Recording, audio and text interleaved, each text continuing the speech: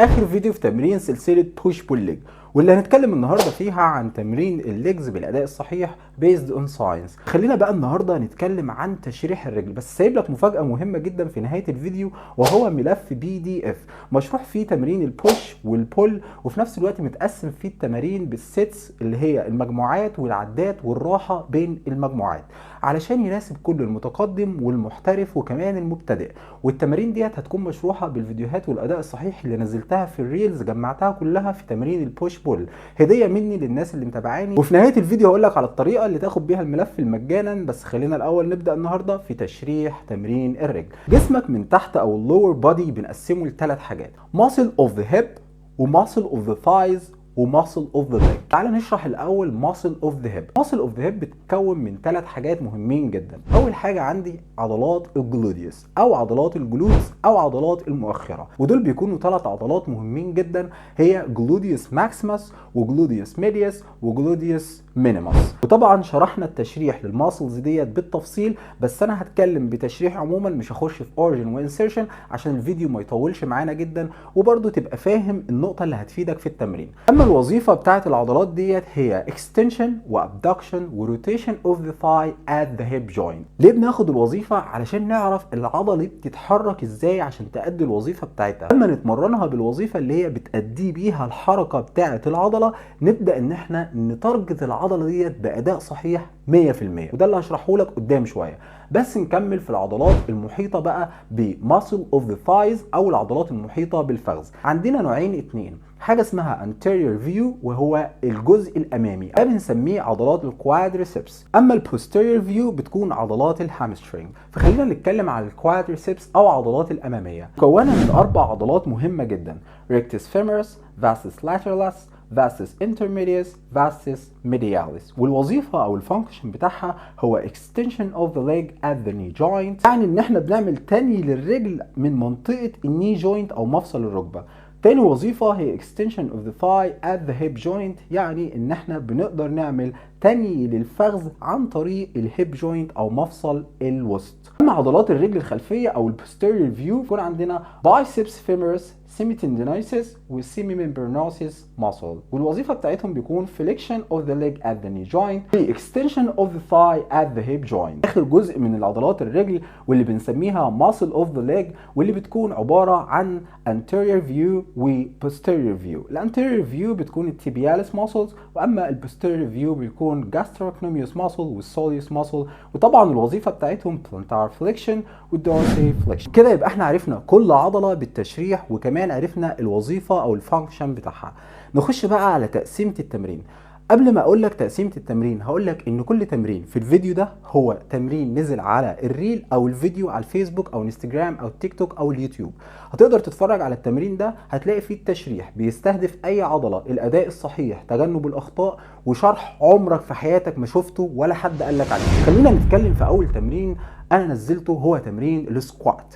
ولما نزلت تمرين السكوات، بعض الاشخاص قال لك ان تمرين السكوات مش للضخامه العضليه، وهو تمرين له علاقه بالسترينث، وانا مش هبالغ معاهم لو قلت ان الكلام ده صحيح، ولكن مش صحيح 100%. السترينث والهايبرتروفي هما جزئين لا يتجزأوا من بعض، يعني لو انت القوه بتاعتك زادت، فعضلاتك نفسها الفورس بتاعها بيزيد، فبتبدا تجرو معاك. فالاثنين ما ينفعش ان احنا نفصلهم من بعض، خصوصا لاعب كمال الاجسام بيكون اهتمامه بالثلاث حاجات الموجودين، اللي هو endurance والسترينث والهايبرتروفي. لازم يطبق الثلاث حاجات عشان الماسل تجرو او الماسل تكبر معاك. اول تمرين معايا في تمرين الرجل السكوات. السكوات هو مش شرط انك تتمرن سكوات، ولكن لو انت شخص سليم ما عندكش اي اصابات، شخص متقدم، بتقدر تتمرن سكوات بالاداء الصحيح، فالتمرين ده مهم جدا. عملوا دراسه على 10 مجموعات لمده 12 اسبوع، وخلوهم يتمرنوا سكوات بفور رينج اوف موشن، يعني مدى حركي كامل. الوزن بتاعهم كان 80% من ال1 RM علشان يحددوا القوه والهايبرتروفي. وبعد نهايه الدراسه زادت عضلات الكوادريسبس او العضلات الرجل الاماميه بنسبه 12%، اما الجلوتس او عضلات المؤخره فزادت بنسبه 9%. طب لو انت شخص مش بتقدر تتمرن سكوات، تقدر تتمرن سكوات اللي هو الفرونت سكوات، ولكن تأثير الفرونت سكوات بيكون اكتر على الكوادريسبس او عضلات الرجل الامامية اكتر من عضلات الرجل الخلفية، وفي نفس الوقت بيكون الحمل اقل على اسفل الظهر والحمل اقل كمان على الركبة بتاعتك. طب ممكن تستغنى عن تمرين السكوات في التمرين بتاعك؟ ممكن جدا، تقدر تتمرن سبليت سكوات او بلغاريان سكوات، فتقدر انك تبدل اي تمرين مش مناسب للستراكشر بتاعك او مش مناسب للبنية الجسدية بتاعتك، او لو عندك اصابة تقدر تستبدله، ودي حاجة مهمة جدا لازم معظم الناس تعرفها.